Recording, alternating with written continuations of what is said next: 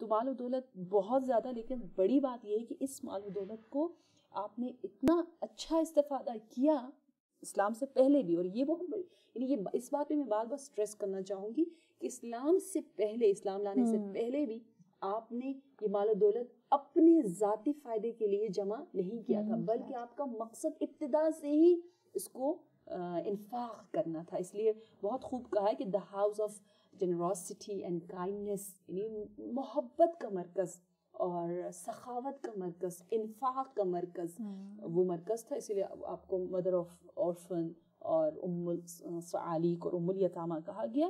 اور نبی نے بھی بہت خوبصورت کہا کہ ما نفعنی مال قط مثل ما نفعنی مال خدیجہ، یعنی کوئی مال میرے لیے، کیونکہ نبی اسلام ہے، نبی یعنی اسلام، نبی کی کوئی پروٹیکشن کرے، نبی کا کوئی خیال رکھے، نبی کو کوئی اس طرح سے فائدہ پہنچائے تو یقیناً اسلام کو پہنچا رہے. تو کوئی مال میرے لیے مفید نہیں تھا سوائے خدیجہ کے مال کے، کہ واقعاً بہت سے مال تھے اس زمانے میں لیکن سارے مال دفن ہو گئے، ختم ہو گئے، لیکن خدیجہ کا مال ابھی تک اس کے اثرات ہم دیکھ رہے ہیں کہ آج بھی ہم کہیں اس محسنہ اعظم کی وجہ سے ہم مسلمان ہیں، ہماری سروں پہ چادریں ہیں، ہم لوگ جو ہے وہ قرآن پڑھ رہے ہیں، اور ہم لوگ اس طرح سے بیٹھ کر علم اور ایمان سے مالا مال ہونے کے لیے ہمارے پاس بہت سے وسائل فراہم ہیں، اور ہم آزادی کے ساتھ اتنی عزت سے جی رہے ہیں. یہ تمام محسن اعظم کے احسانات ہیں جو ہم پر قائم و دائم.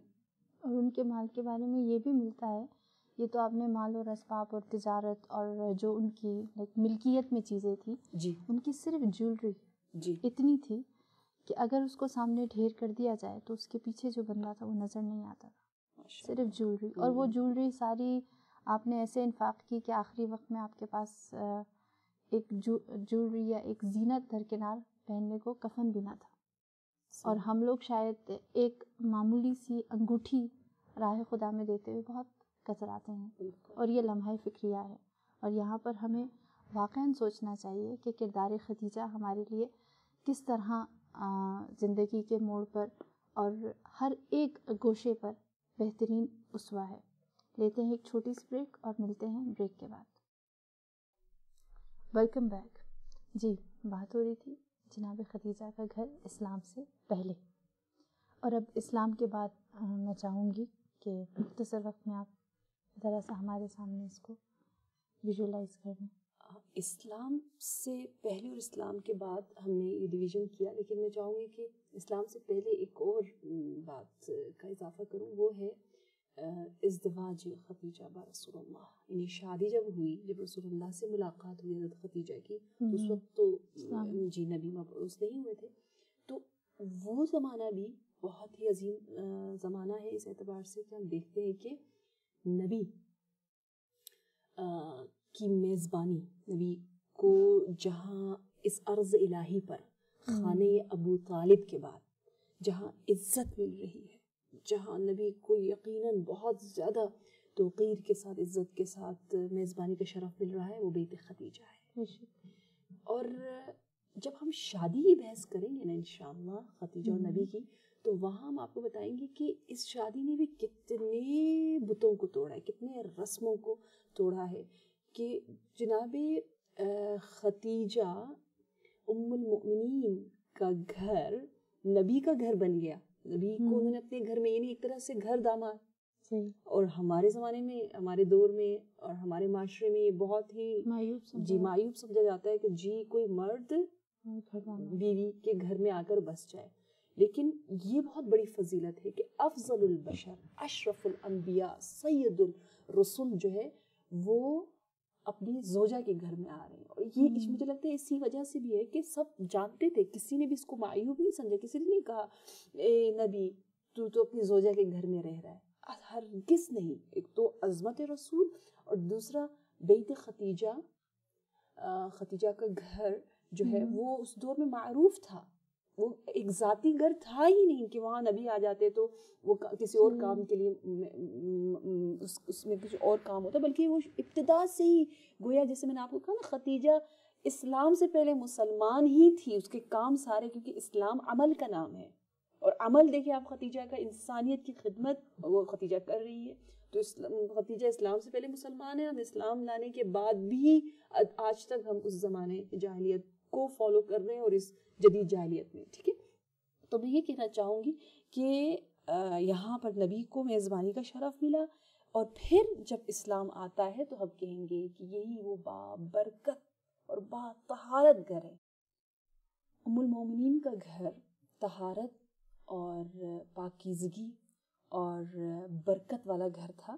اس کے استناد میں میں یہ کہنا چاہوں گی, یہ میں نے یعنی یہ مطلب امام علی علیہ السلام کے اشعار سے استناد کرتے ہوئے کہہ رہے ہیں کہ جہاں امام علی نے کہا مہذبۃ قد طیب اللہ خیمہا, کہ وہ بات تہذیب اور پاک ہستی کہ جس کے گھر کو اللہ نے پاک کیا, تو وہ پاک گھر تھا, اسی لیے وہاں سے اسلام کا سورج طلوع ہوا, وہیں سے اسلام کا سورج طلوع ہو رہا ہے, وہیں سے نور جو ہے وہ پورے عالمین تک پھیل رہا ہے, جہالت اور تاریکیوں کو چیرتا ہوا جو ہے ہر پورے عالم کو منور کر رہا ہے.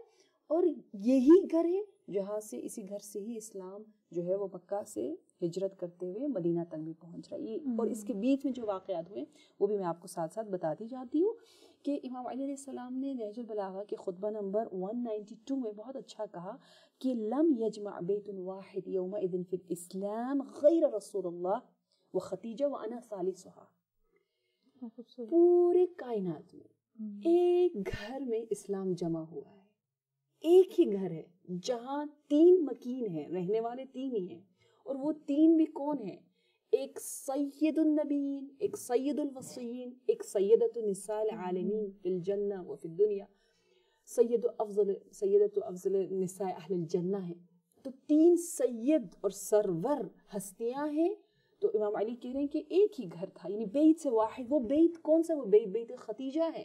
اور یہ بیت خدیجہ جو ہم کہتے ہیں دار خدیجہ یا باب خدیجہ, ہم نہیں کہہ رہے, معصومین ہی کہتے تھے, کیونکہ اسی گھر سے آگے جا کر تاریخ نے بتایا ہے کہ نبی معراج پر تشریف لے گئے. اور امام جعفر صادق علیہ السلام کی حدیث ہے کہ آپ فرماتے ہیں کہ ان رسول اللہ لما اسرا به نزل جبرائیل بالبراق علی باب خدیجہ, کہ جب معراج کا وقت آیا تو وہی کا فرشتہ مخصوص مرکب جو براق لے کر خدیجہ کے دروازے پر اترا, خدیجہ کے گھر کے دروازے پہ. تو یہ معصومین کے الفاظ ہیں, ان کی عادت تھی, وہ احسان فراموش نہیں, وہ کہتے تھے اس کو باب خدیجہ, بعض نے گھر کا, لیکن اکثر لوگوں نے اس کو بیت خدیجہ کہا ہے. تو یہ اسلام سے پہلے, اسلام کے بعد بھی ہم دیکھتے ہیں کہ نبی کے لیے بہترین پناہ گاہ ہے. جہاں اسلام سے پہلے محروموں کی پناہ گاہ, یقیناً وہ کام, انفاق کا کام بھی جاری ہے, ساری ہے. اور جس طرح آپ نے پکچرائز کیا اس گھر کو, تو اتنا اچھا لگتا ہے کہ دل چاہتا ہے کہ واقعی ہم بھی فالو کریں. اگر اللہ ہمیں مال دے تو ہم اس طرح سے اس گھر کو راہ خدا کے لیے بہترین زمینہ اور مرکز بنا دیں. تو اسلام کے بعد نبی کے لیے کیسے یہ پناہ گاہ تھی؟ پناہ گاہ یوں تھی کہ اس گھر پر دشمنان اسلام نے کئی مرتبہ پتھراؤ کیا, اور مشرکین مکہ قتل کے ارادے کے ساتھ اس گھر پر آئے ہیں, محاصرہ کیا اس کو. کیونکہ سورہ یاسین کے نزول, شان نزول میں آپ دیکھیں تو سورہ یاسین کہاں پر نازل ہوا ہے؟ حضرت خدیجہ کے گھر میں. اور شان نزول سورہ یاسین آپ کو پتہ ہے کتنا بیوٹیفل ہے, کہ ہم کہتے ہیں سورہ یاسین وہ سورہ ہے جو کہ قلب قرآن ہے. اور نبی نے کہا ہے کہ میری آرزو یہ ہے, میری تمنا یہ ہے کہ کاش قرآن کا قلب, قرآن کا دل ہر انسان کے دل میں دھڑکے. اور ایک پورا چیپٹر ہے, کبھی ناظرین کے سامنے موقع ملے تو میں اس کو بیان کرنا چاہوں گی. خواتین اور یاسین, یاسین اور خواتین میں جو کنیکشن ہے, جو تعلق ہے, بہت مزے کا ہے. کہ قرآن کا دل یاسین ہے, عورت قلب قرآن کو اپنے قلب میں جاگزین اور اس سے اپنے آپ کو متصل کر سکتی ہے, مور ایزیئر دین مین, کیونکہ اللہ نے اس کو یہ صلاحیت زیادہ دے رکھی ہے. تو سورہ یاسین کے نزول اگر آپ پڑھیں کہ یہ کیا معجزہ کر رہا ہے, تو اس کے نزول میں ہی معجزہ. یہ شان نزول کو میں ناظرین سے کہوں گی کہ وہ مطالعہ کریں, کیونکہ پھر ہم اپنے موضوع سے ہٹ جائیں گے. یہ ہوم ورک ہوا. جی ہاں بالکل. تو اس کے بعد ہم دیکھتے ہیں کہ جب نبی ابتدائے, خصوصاً ابتدائے اسلام میں جب ابتدا آپ نے کی دعوت کی اور علناً اسلام کو اعلان کیا, لوگوں کو دعوت دی, تو اس وقت نبی جب اعلان کر کے آتے تو مشرکین کس طرح سے حملہ آور ہوتے تھے، اور آپ خدیجہ کے گھر میں تشریف لاتے، اور واقعے میں ہے کہ آ کر لوگوں نے پتھراؤ شروع کیا، اور جناب خدیجہ گھر سے باہر نکلی اور اس دشمنان اسلام جو کہ انسانیت سے اتنے دور تھے، وہ جنگجو قوم، ان کے